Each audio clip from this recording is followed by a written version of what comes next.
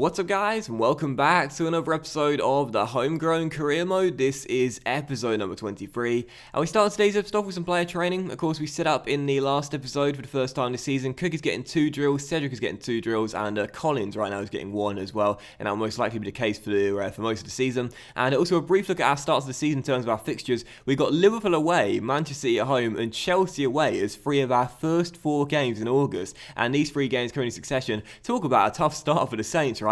And I found this quite interesting too. We've got Gillingham in the second round of the EFL Cup at home for the second time in the series. We faced them last year at St Mary's in the second round of the EFL Cup, and we're facing them at home once again in the second round. Found that quite interesting, and I suppose if we get through again, we'll probably meet Millwall at home in the next round as well, who knows. But still, following that, we had a loan offer for Angus Gunn there from RB Leipzig. Of course, we turned it down, despite Cedric now being our number 1 for this upcoming year. And also, Pascal rejected another loan offer, and I discussed it in the last episode real briefly. It is so hard to loan out youth players in this year's FIFA. They reject so many deals. It's infuriating. And also, B came in there for Lallana. Of course, we rejected that. We were always going to reject that. And also, a loan offer came for Sam McQueen as well. Decent left-sided player, McQueen. Can play on the left-hand side of the midfield and at left-back as well. But we're going to try and send him to Galatasaray in Turkey. We negotiate a wage split there. Whenever you negotiate the wage split for one of your players to want to go out on loan, it's always 60-40. I don't know if you guys have noticed that before, but it's literally always 60-40 when you negotiate the wage split. And yeah, I'm happy to give up 60% of the wages, or is it 40% of the wages? 40% of the wages. But regardless, it's interesting how it's literally always the exact same percentage. Bit of laziness from EA, but I guess no less than we expect. But still, for the first game of today's episode, we travel to Anfield to take on Jurgen Klopp's Liverpool away from home in the Northwest. Of course, this season is coming as our first away game. We are supposed to finish in the Europa League places, and of course, with so much competition for European spots in every Premier League campaign now, because the division is so competitive, we're going to have to really be on our game, particularly away from home against the big teams, if we are to prove we've got the ability to be a team good enough to stay in European football. So heading into this game here, we weren't going to be settling for the point. We were going to be going for the win. Last season, of course, away at Anfield, we won by 2-1. We came from behind to get the win in that game. I think it was Bertrand scoring our game winner late on. So I was feeling, pretty positive and pretty optimistic into the game that we could get a big scalp here away from home to start the season off at Anfield. And we played well in the first half too. Lallana's shot there was well saved by Alisson, and then Schneider's head went over the bar. And once again, Lallana found Collins, who went for goal. And this shot going just wide the post and behind for a goal kick. But you see in the top left there, we'd had 61% possession in the first half. Liverpool are a really, really good team. Very good when knocking the ball around. But we were looking really comfortable on the ball ourselves, and we were frustrating Liverpool too. Just like against Aston Villa in the season opener, we were defending really well. Their first chance fell there. Mohamed Salah, the Egyptian, firing that shot well wide the post as it was still goalless. And from the goal kick, we passed out from the back as we do. Alex Oxlade-Chamberlain dinks over the top towards Ward-Prowse. He fed it into Theo Walcott. He had Van Dijk to beat. He rolled it across to Gallagher. And how frustrating was this? I tried to roll it to Redmond, but instead he played it back towards Collins and it was hooked away.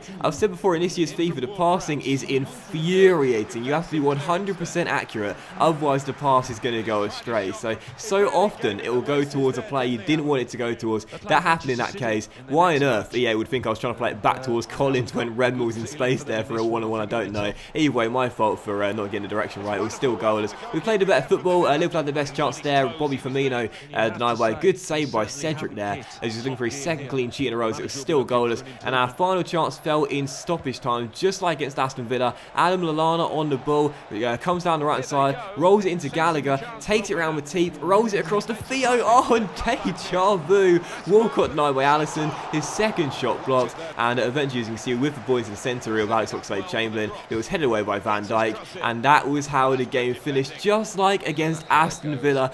Theo Walcott with the chance to win the game at the death, but put it straight at the goalkeeper. Alisson with the smart save from close range, keeps it at 0-0, and that was how the game finished. So final score 0-0 away at Anfield, and again, it's a great result, away from home against one of the better teams in the division. However, once again, deja vu, the chances were there. We played really well. We had more possession. Our opponents, our build-up play was really good, but we lacked the finishing touch to give us the win, which I felt we would have deserved. So final score 0-0, but once again, great to get a clean sheet there, and that's now 2 clean sheets in 2 games for Cedric. Our new goalkeeper, 17 years old, back-to-back clean sheets. Very, very impressive indeed. But we tried to loan out Pascal Andriel for a 3rd time. Now once again a 60-40 wage split, and we'll see what happens. And after looking at the budget, just under £100 million, I decided to go after him. Gareth Bale, he's in our shortlist right now. He and Jason McCarthy, the 2 guys left. Of course, can't sign McCarthy this season. I wanted to try and bring back Gareth Bale after the sales we made in the season opener. We raised so much money. I think it was £73 million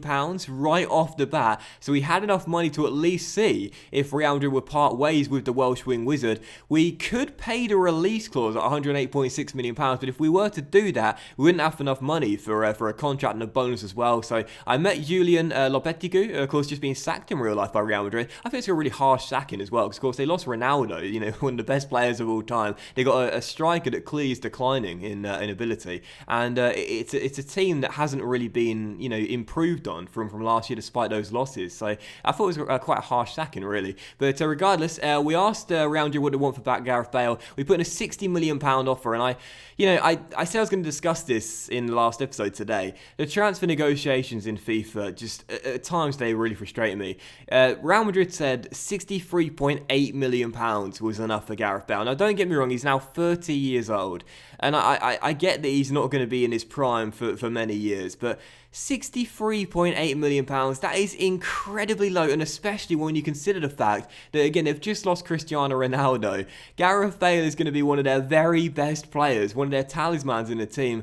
Why £63.8 million? So you see what I decided to do was give them an extra £6.2 million, bumped it up to £70 million, because I just thought it's just a little bit too easy, isn't it, really? It shouldn't be that simple. And as we met Gareth Bale and his agent here, I mean, this was just absolutely ludicrous, as you'll see. The squad role was crucial, as you'd expect for Gareth Bale, returning to St Mary's. Of course, we decided to accept that.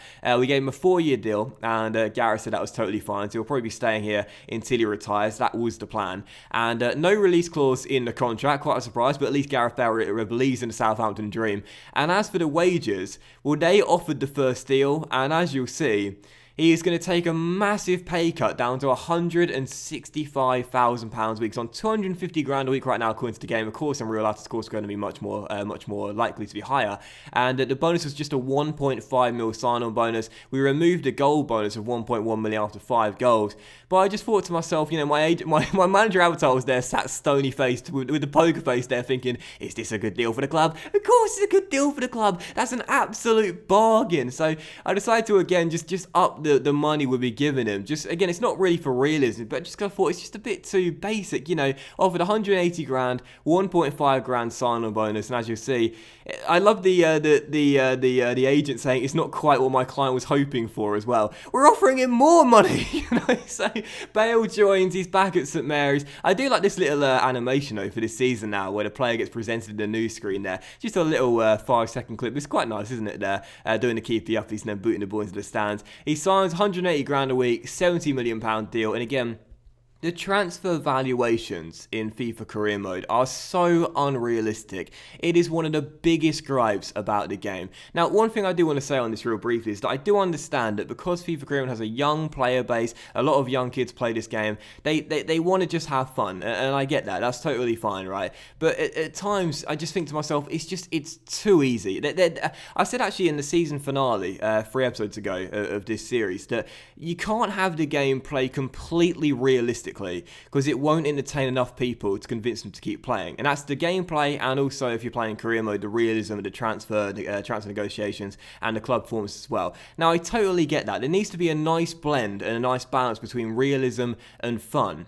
But at times, like right now, it's just far too in one direction. It's far too one-sided, and in no way should Gareth Bale be happy taking a pay cut to go to a club in the Europa League from Real Madrid, which was his boyhood club, for £70 million when he's one of their best players at one of the best teams in the world. It's just absolutely ludicrous. Regardless, Bale is in, and we're pleased to have him, but again, it's the sort of thing which I really wish he would work on. The transfer negotiations in career mode are just so infuriating.